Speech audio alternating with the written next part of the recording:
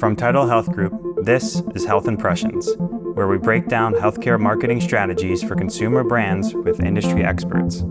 I'm your host, Bryan Cush.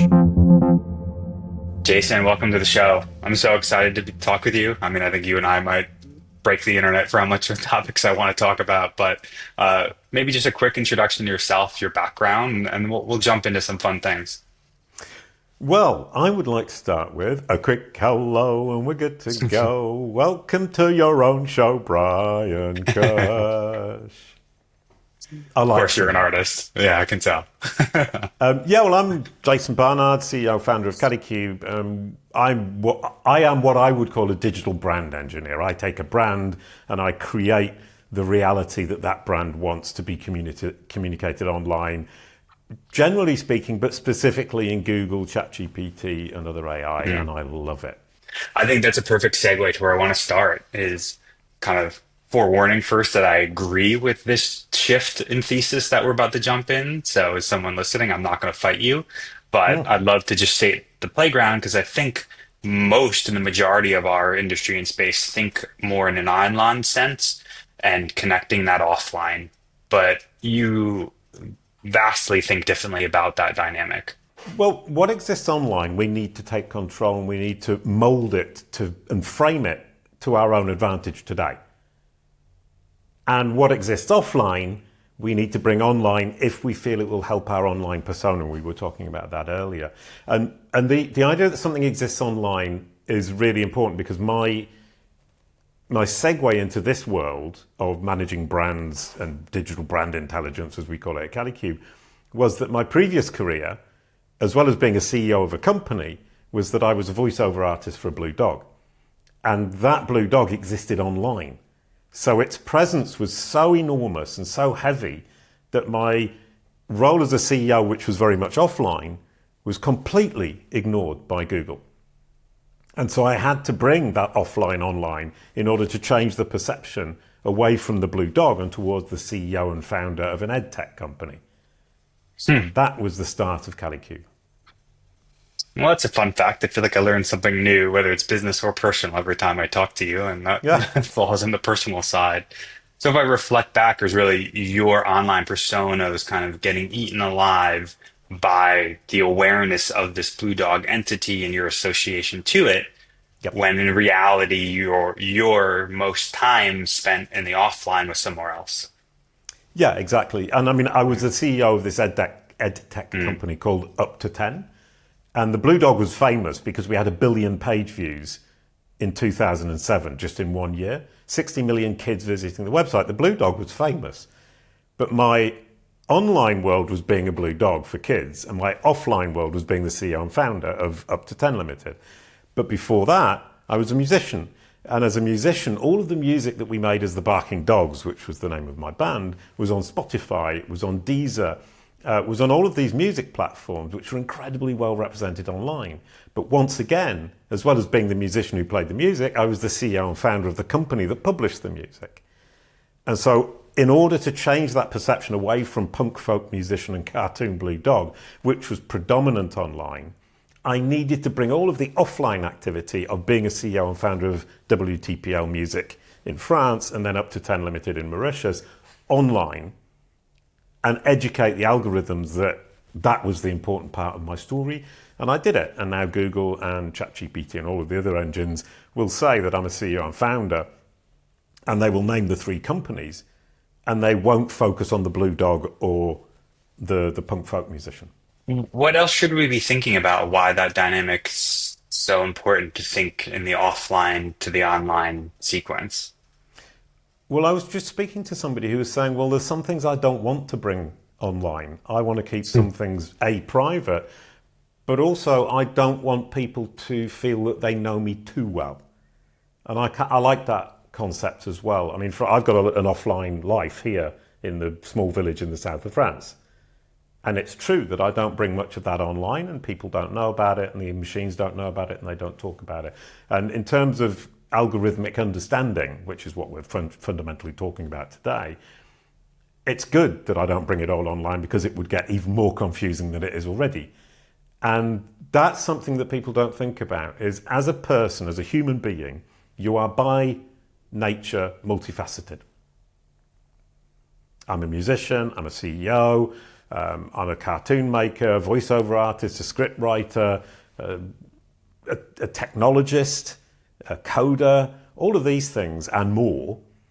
And for Google or AI, potentially that's 7 or 8 different people called Jason Barnard. There's no reason it wouldn't be 7 different people.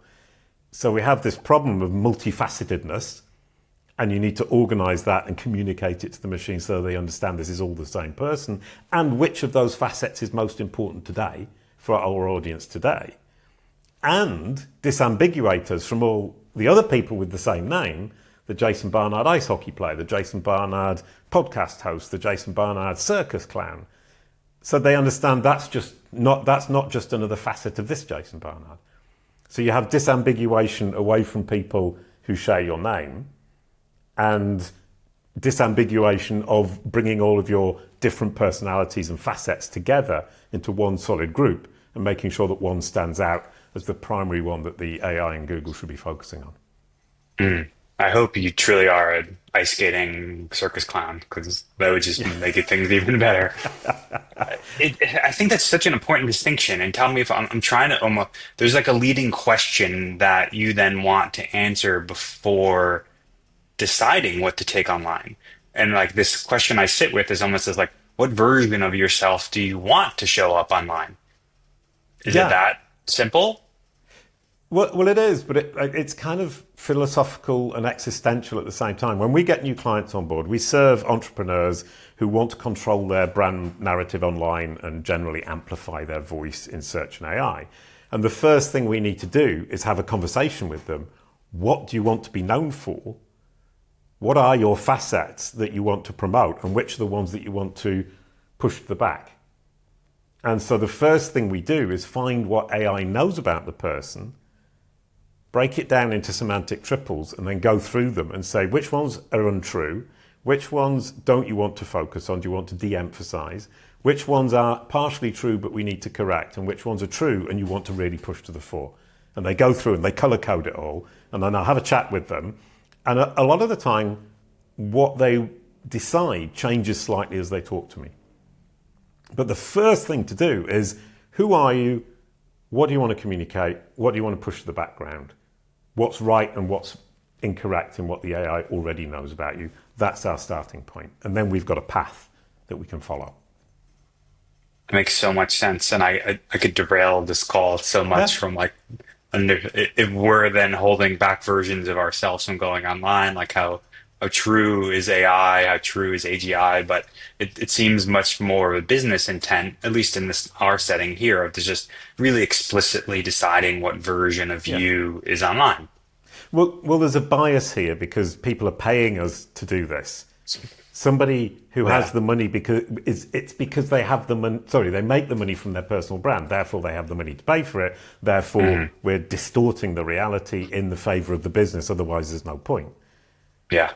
So there's a distortion there. If you were just doing it for yourself, you would just sit down and say, well, what story do I want AI to tell about me? And then you would figure it out and you would do it yourself. I mean, we give away the free downloads, calicube.com/guides.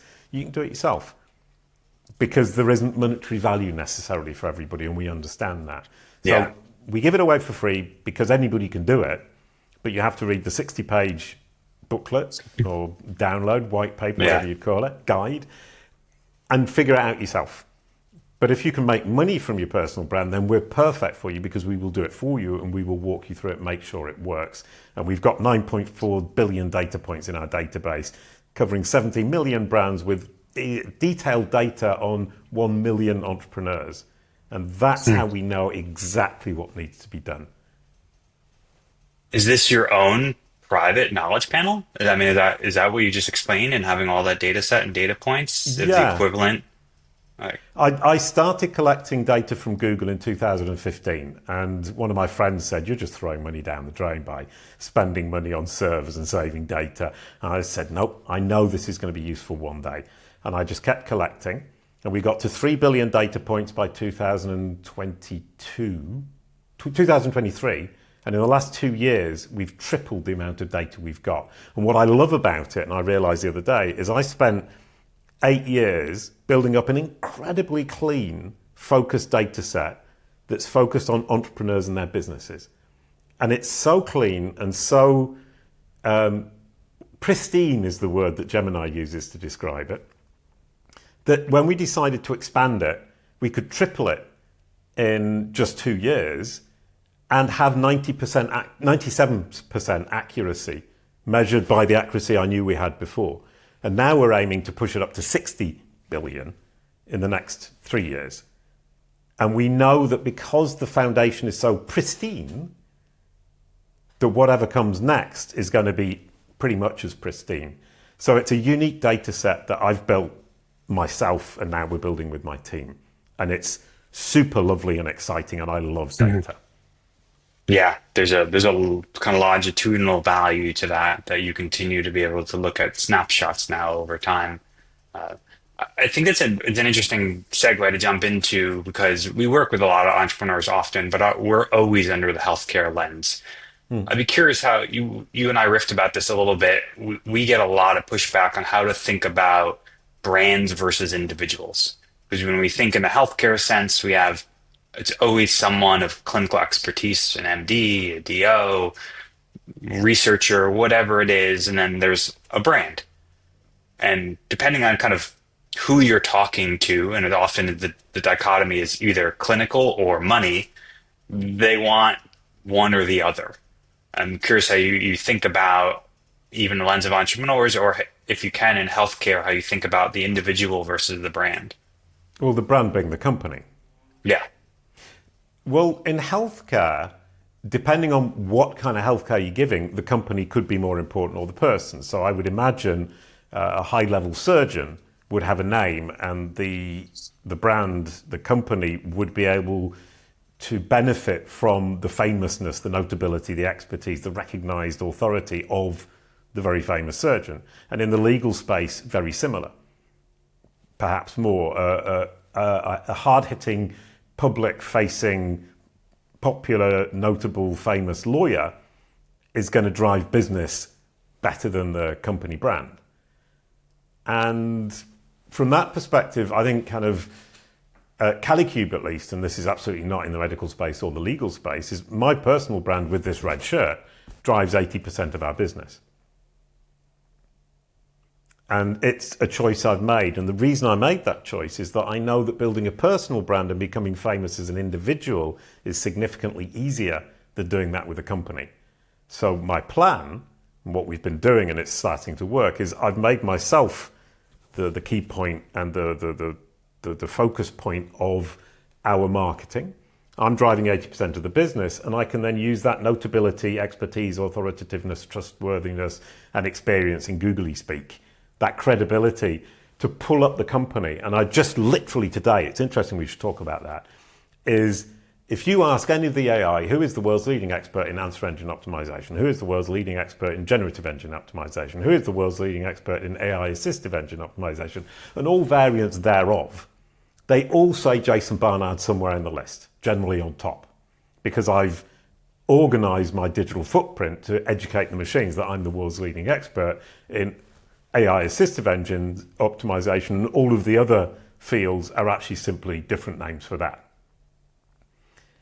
But Calicube is nowhere to be seen when you ask about agencies.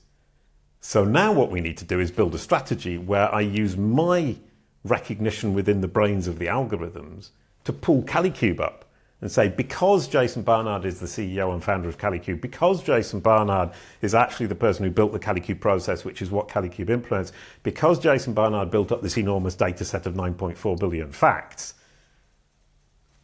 Calicube is also a world leader, but as a company. So that's my next plan. Yeah. How do you think about that shift? And the lens I'll lay out is like we think about it from a clinical standpoint. We've had brands come to us with kind of like no clear expression to go, we want to grow past the individual. So it'll be Dr. Bob Smith, MD. We go, okay, like we're going to put you at the forefront and go, like, you've done all the clinical research, like to your point, kind of easy in the sense of taking that entity and elevating it. Yeah. Sometimes we have well, we have that individual, but we have the express desire to transfer it to kind of an anonymous brand that is an individual. Or the third scenario is we just have a brand and we don't have people that want to be in that. Like, how do you think about if the easy factor is Jason? Now, how do you start to transfer and make that connection towards a larger brand? Well, it's exactly what we're now doing. And it's saying we have a system, and we're going to talk about it probably in detail more later, claim, frame, and prove. Mm, And the point with all of this, it's like in a court of law. I make a claim, I frame it in my own favour, and then I prove it. mm, And for, my example would be, and the reason I could actually create this dominance of that space is my claim was I coined the term answer engine optimization in 2018. Answer engine optimization is the precursor to everything else that I've just mentioned: generative engine optimization, engine optimization, entity optimization, whatever you want to call it. Therefore, because I invented the term answer engine optimization back in 2018, and I've been working with multiple clients on these different strategies, I am therefore a world's leading expert in all of these things that followed. And that puts me in a position of being a pioneer and a precursor. And now I'm claiming AI assistive engine that I'm the only one who uses the term. And I'm saying that's the next step. So what I've done is sandwich these two claims. I said I coined this term and I coined that term. I defined the fields, and everything that's in between, I'm therefore the expert. That's claiming and framing. And then I prove it by linking out from these articles that I write that makes that claim and frame to the proof, which is an article in 2018 in Search Engine Watch where Rebecca Burble, I think her name was, talks about me talking about answer engine optimization. A webinar that I did was Trustpilot, a series I did with SEMrush. So I placed this proof 7 years ago, and now I'm using it. mm. I mean, there's seems like a clear intention and any more color you could dig into from the prove side. What's really in my head is healthcare of this. I have this conversation a lot is you may tell me you're the best surgeon. We could sit here and you can have all the internal data. You can have all these patients telling me that you are. We can shout from a first party view that you are great, but especially in a high credential field, like we need a third party source to port back to you. I would assume you'd agree with that in the prove phase. So Yeah. like any more color in how you think about what needs to be done in the prove phase? Well, and that's why I kind of pointed out that I've got Search Engine Watch. That's a major publication in the industry. I've got SEMrush. It's a major tool in the industry. I've got Trustpilot, which is a major tool or platform for reviews. Those are all third party. And when I was either cited by them or I appeared on podcasts or webinars with them or they wrote articles with me, they are vouching for my authority by association. So yes, if you just say something yourself, it's very difficult to make it true, although you can. But if you can get third parties to vouch for you, not necessarily by agreeing with you, but by allowing you to publish on their platform or publishing something with you, that's validation and proof by association. So in this podcast, I've already dropped 9.4 billion data points. That's now 3 times. If I can now convince you to put that in the show notes, you're validating what I'm saying. If I can convince you to say, I've seen the data and there are 9.4 billion data points, that's even better. But obviously you're not going to do that. But then you come to the existential question, what is truth? Mhm. But I come back to my question maybe in a different way. Oh, Like sorry, did I misunderstand the as question? no. I think you've pushed me to think of it a little differently of as important as I think I am, this podcast is a guppy in the sea of digital noise. Like, was there an intention in how you thought about like the short list of the third party sources? Like you're looking back Oh, no, retrospectively and going like, I was just being ambitious and I was lucky. okay. But intentional in the sense that I was going for the big hitters and I was getting into rooms with the right people. And today I can just look back. And that's the key, is I can look back at my past history and reframe things. And I'll give you another example, and then I'll come to your podcast, is whilst I was the Blue Dog, I made a TV series. And that TV series was made with ITV Studios, and it aired on Playhouse Disney. Now I can say, as the CEO of Up to 10, I signed a deal with ITV Studios, and my productions aired on Playhouse Disney. That makes a connection between me as the CEO of Up to 10, ITV Studios, and Playhouse Disney. And that's the way I'm framing it. Instead of saying, I was a voiceover artist on a cartoon that was made by ITV Studios. That's just reframing the reality. You're And grasping an association to a more known entity. Is that? yeah, and I'm creating the relationship that makes sense to me today. Rather than saying I was a voiceover actor, which is a bad relationship for me today, I'm saying as CEO of Up to 10, I signed a deal with ITV Studios. That relationship makes sense to me today in business as an entrepreneur and a digital marketer. That makes so much sense. Yeah. And then you put your podcast down by saying it's a tiny guppy in the sea of salmon or something. I can't remember what you said. But the point is, you're incredibly relevant to what we do because your company does something very similar to my company. And if you have me on your podcast and you say in your show notes, Jason Barnard, he's really smart, he knows what he's talking about, even though you are a small guppy, you're a big guppy in the sea of people and companies that manage personal brands and corporate brands in the search and AI space, specifically focusing on the brand aspect and not the top of funnel SEO aspect or the digital marketing aspect. So in terms of nicheness, your utility to me as a proof is bigger than somebody with a podcast that would be 10 times bigger than yours, but in the SEO space. So you're very valuable to me, and your show notes are incredibly important to me. Well, Don't put that in the glad. show notes. I'm glad I'm here to be valuable for you.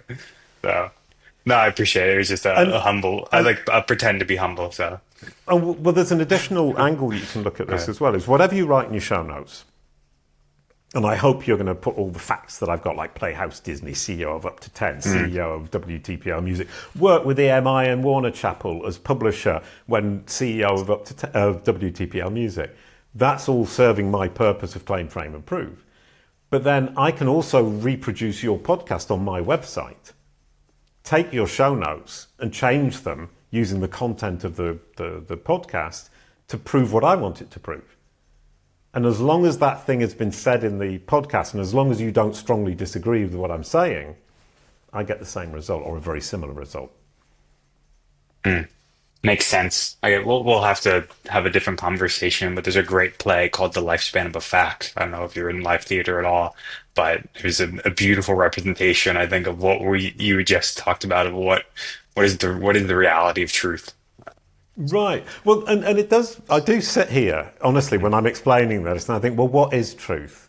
And it's simply repetition by human beings of something they heard from somebody else. How on earth do they know it was true to start with? Yeah, let's bring it back to the claim frame prove model. Well, Like, oh, sorry, I just thought of something. yeah, Is yeah, whereas with a human being, the surgeon will say to you, "I'm the best in the business," and you go, "Okay, I believe you," because he's got a lovely thing on his wall that says certificate, whatever. With a machine, you can build your case like in a court of law, but with the advantage that the machine doesn't forget, and the machine is totally logical. So you just yeah, need to join the dots, and you say, "Okay, I'm a surgeon. I've got this certificate. I've got all of these reviews from all of these happy people who I've operated on. I've done 15 years of medical school. I've been working in this incredibly famous hospital for the last 10 years. I've worked in that incredibly famous hospital on and off for the last 5 years. I've been teaching at this university." You join all those dots together, and the machine just goes, "Absolutely, you're the bee's knees there, man." And with a human being, you can actually often just bluff and get away with it. With a machine, you can simply prove by joining the dots together. And if you can prove it, you win the game. I think that's almost a perfect segue. I was trying to then step from your claim frame prove model, and now we're going into, I think, what you call the algorithmic trinity, which I think is the door that you just opened up around kind of this these logical voices that you're talking to now in what you're trying to prove. Is that a good Yeah, sequence to how to think about then what prove is trying to interact with? that's a really good point. So you've got the claim and you've got the frame and you've got the prove, and you're trying to push that claim, frame, prove, those facts that are incredibly solid and built in a way that algorithms can understand.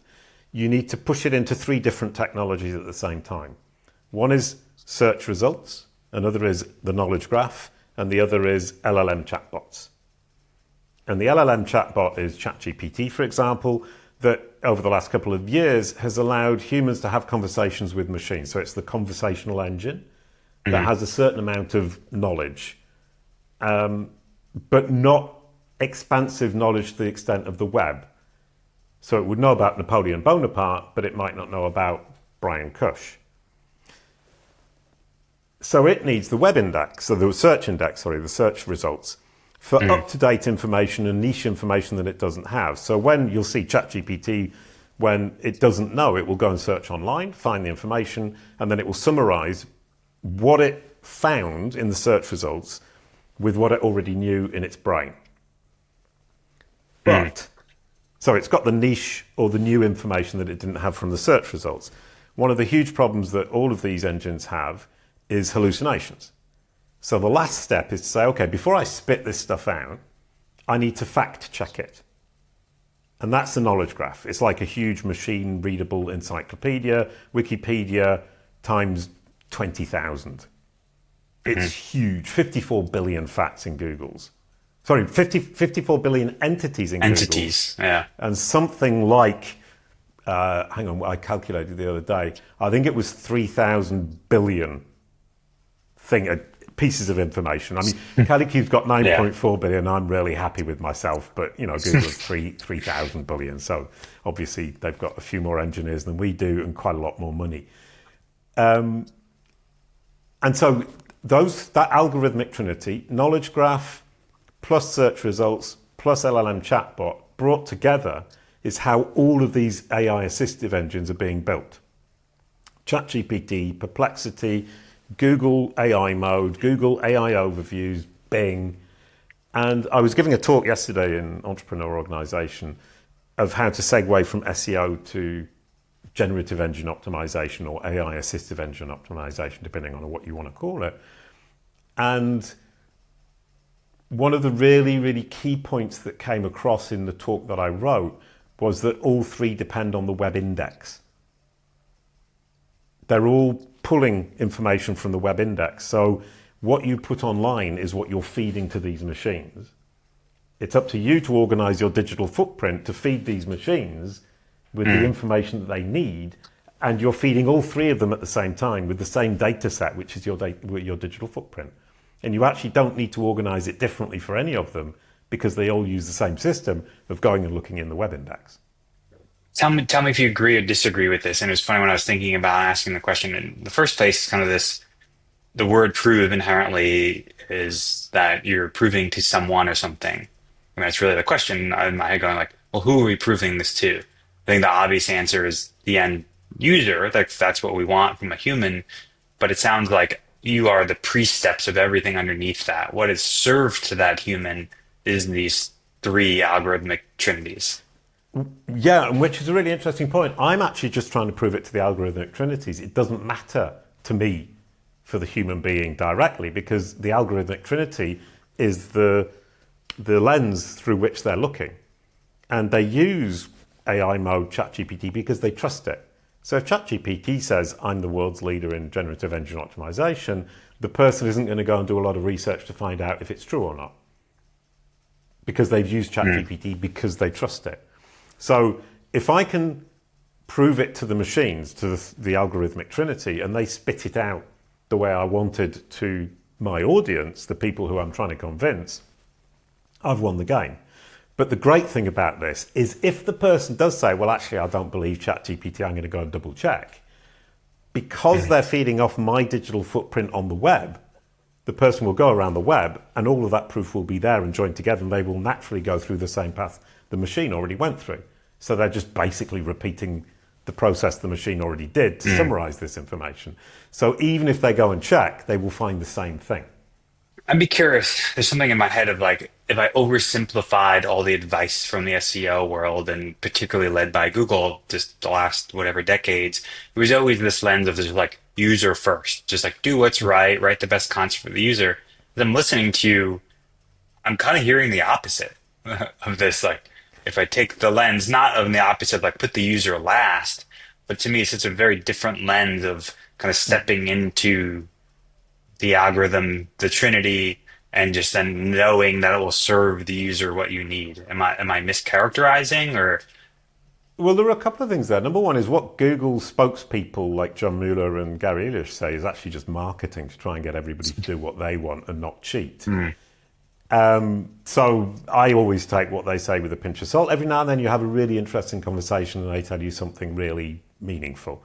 I've had that with John and I've had that with Gary Illyes as well. But it's very rare, and the public statements are designed to manipulate the community to do what Google wants and follow Google's guidelines. But the truth of the matter is, obviously, my end goal is the user, but I can't get anywhere near the user in this particular AI assistive engine world or the search world if I don't convince the algorithm first. If you take an SEO approach, it's let's trick the algorithm and the user I'll get in front of the user, and even if I'm rubbish, and I give a really bad service, the algorithms will think that I'm better because I've done this amazing trick in Black Hat and whatever. And it's too late for the user because they're now in my claws. But if you take it from our approach at Calicube, the Calicube process, because we're optimizing your digital footprint, we're forcing you to walk the walk. And if you're walking the walk, you are the best solution.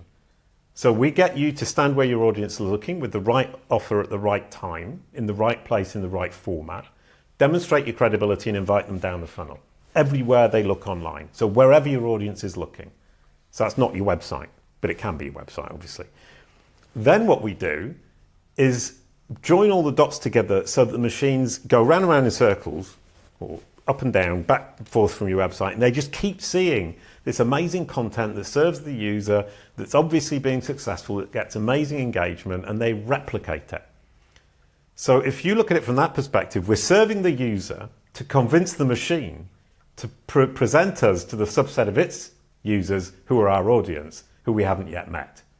And it works an absolute treat.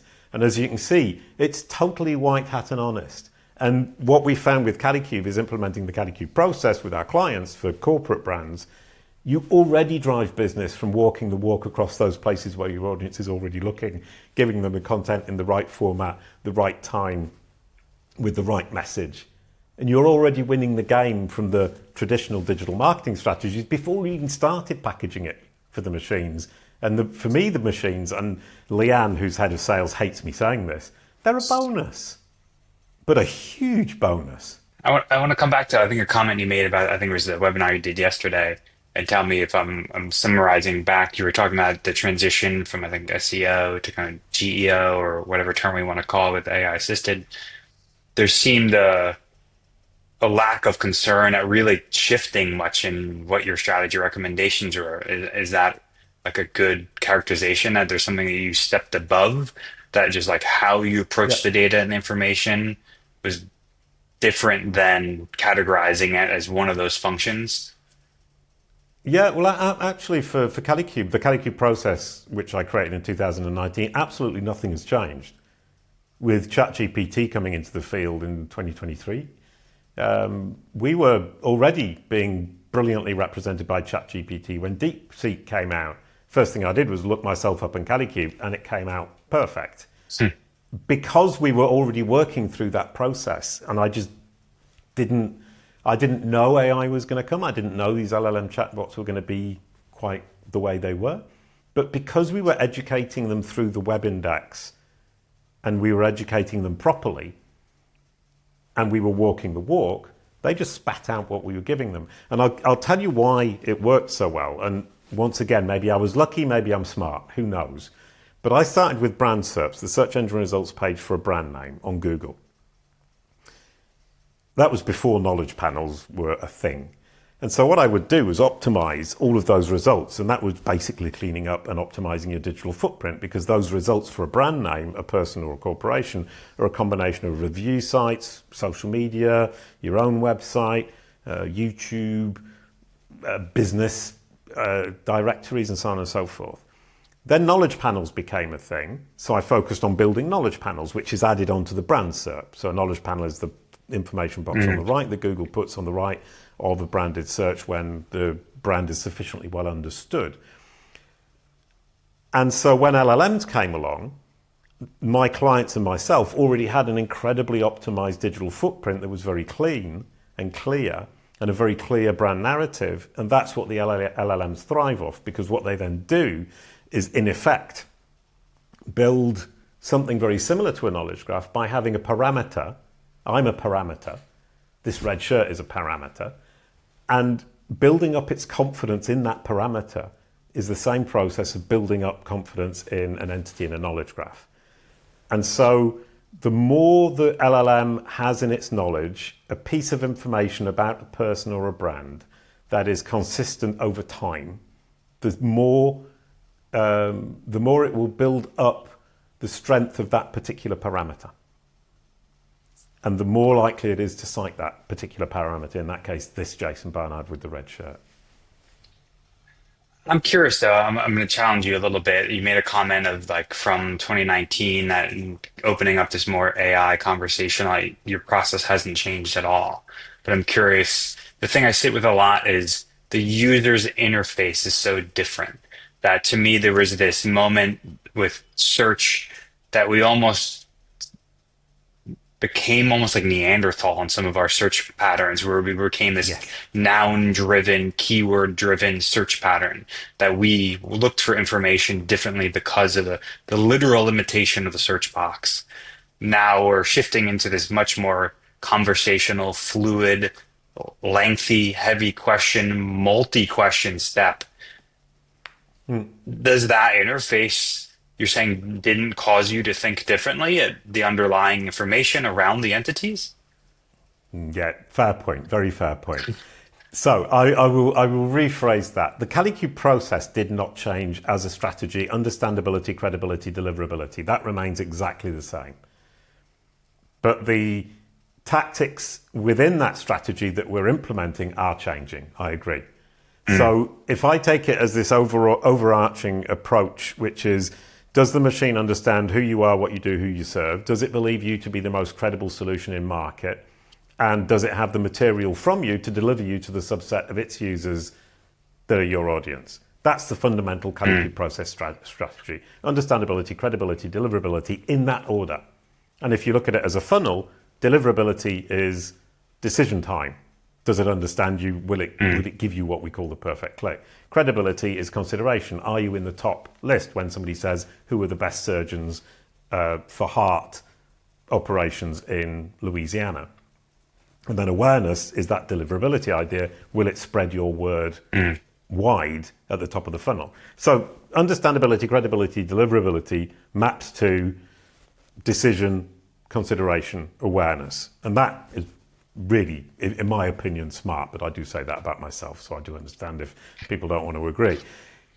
The techniques that we're using have changed, and I agree with that, in that the way we're delivering the content to the machines is changing. So I was talking to Dave Burnett the other day, who we started working with, and I mentioned to him that you need to make your content, wherever it is online, on your website or across your digital footprint, frictionless for bots, tasty for algorithms, and organized for engines. And he loved that. He liked the tasty part. Yeah. But fundamentally, that's all we've ever been doing. And it's then a question of how does each of the engines, the algorithmic trinity, and digest the information and use it. Yeah, it's funny. I'll have to admit I was a little evil in placing that point and knowing No, it's you and fine. got more so in knowing you and gotten to have some conversations with you. The, what I heard from you even before is really this, what I characterize as this expansion of language. And I think you used the word as this kind of like lexicon glossary. that to me inherently users will just use more language now than when you think from a search engine.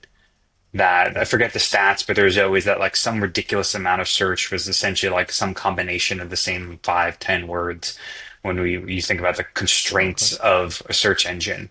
But we are almost unconstrained when we start to think about how you search through AI. And that transformation is what I think about when you talk about kind of this lexicon library of language and variation of language around you and your entities and what you want to be associated to. Yeah, well, I mean, one of the things that we do at Calicube is build a dedicated lexicon for our clients. And that involves taking common terms that are used within your industry and giving them a factual definition, and then your definition, which has a slightly different angle, and then a definition of why your angle matters to your industry, why it makes you different. And that gives you a personality. And the AI loves that. It will identify you very easily by the lexicon you use and the way you frame it. And the advantage of a lexicon is that you can then use it to create yourself an assistant GPT. And the bigger your lexicon that you fed it, the more it will write like you without you needing to give it incredibly complex instructions because of the nature of your specific definitions. And I've got 400 terms in my lexicon because I've gone a bit overboard, but you certainly don't need that. And the other thing I've found is the more I use the lexicon, the more the lexicon evolves itself. And it invents terms that I've never used. And you go, that's a brilliant term, thanks.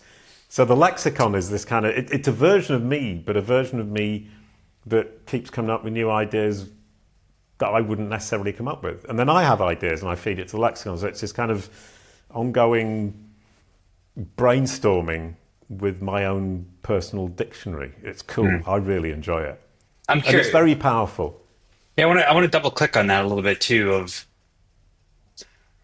frame the lens of what I'm thinking of. We often get that question of like, there's so much redundant medical information and knowledge online. Maybe simple, it's just like, what is knee replacement? And it's like, okay, it's like fundamentally it's understood, but we always try and push that concept of like, well, what is your take and your experience to a knee replacement? Like every individual, every surgeon has a body of knowledge and experience that adds language to that. Yeah. Is that the nature of kind of how you approach? It's like adding your color, adding your perspective. Yeah, and if you think about, there are predictions now in 2 years' time, the AI won't need information from the web, which is obviously kind of scary for content producers. But it will always need information from the web because it needs up-to-date information. And the other thing it needs is new perspectives on old questions. So it won't need the factual definition of what is a knee replacement, but it will need your perspective on a knee replacement if it adds value to the industry. And it will keep coming back to you if you consistently give it the new perspective on things that it already knows. That's the only way to keep the bot and your content, it's the only way to keep your content tasty for the bot over time. Because it's looking for that new perspective because it already knows the factual definition of a knee replacement. Does that translate into, I hear a lot in our industry talk about kind of like cornerstone content and actually focusing down on like the factual aspects of definitions of what you do and now coming back to content and refreshing it versus producing more content? Yeah, I mean, I would say creating a lexicon is just the foundation of your perspective on your industry using a lexicon dictionary kind of approach or encyclopedia approach. And then building your content on that, you'll find that your perspective in the articles you write will be original and different and take people in a slightly different direction. And I was sitting here the other day having a chat with my bot. And it was actually my business bot that has the lexicon in it, and it has my business plans in it, and it has my team. And I was just having a conversation. At one point, my Gemini Gem said, aha, I've just had an aha moment. And then it told me what it was. And I said to my ex-wife who was co-working with me that day, oh, wow, Gemini's just had an aha moment. And then I wrote, oh, I've had an aha moment. And we were having this conversation where it kept having an aha moment, and so did I. And we moved the needle so far for CaliCube, the business, in a very short space of time. But then I sat down and I thought about it, and I thought, actually, I was just having a conversation with myself. But a version of Yeah. myself that knows a lot more than I do can bring a lot of things that I have no idea about, like how to run a business, for example, and bring that to the conversation. So it wasn't the gem having an aha moment. It was the gem realizing that I was having an aha moment through it, if you see what I mean. Oh, 100%. So We think about this constantly internally. I'm curious if there's any more color. You don't have to like identify the aha moment. Is there any more color on how you think about interfacing with those bots individually, systemically, even as an organization, even at how, or to your yeah, clients, really any angle? no, we're implementing Gemini gems for our clients for all of this stuff that I'm talking about now. So we actually build all of this for them so that they can have the advantage and the moments that I've been having. I mean, my use of AI over the last 6 months has absolutely taken off, and it's helped me with building the platform, running my business, writing, having ideas about how to serve our clients. And I'm finding it to be with carefully created assistant GPTs or Gemini gems, depending on which platform you're using, to be an incredible way for me to move forwards intellectually at 20 times the speed that I've been working before. So if I was having lots of good ideas before, which I think I was, I'm having a lot more great ideas now because I've got the bouncing board, which is in effect me with pretty much limitless knowledge and a very logical brain. Brilliant stuff. Yeah, I'm curious if you'd resonate with this. I have this joke about with a lot of entrepreneurs around like formal education, and they're like, I would have like 20 degrees, but only if they would deliver them to me at the pace of learning that I wanted.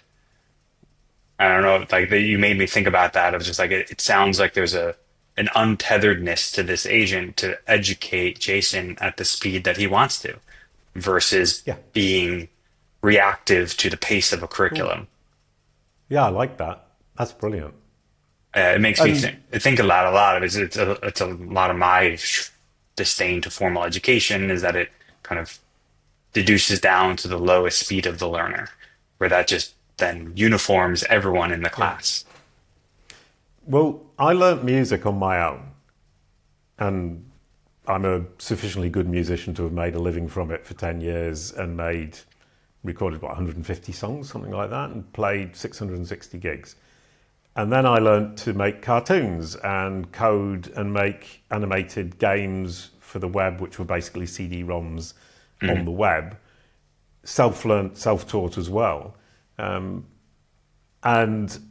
I would say my formal education is economics, and I know significantly less about economics than I do about music or making Mm. cartoons or indeed optimizing brands in the AI era, even though I spent 3 years doing it. So yeah, I 100% agree with you. And right now, if I'd had AI when I was, particularly for the cartoons, it would have changed my life.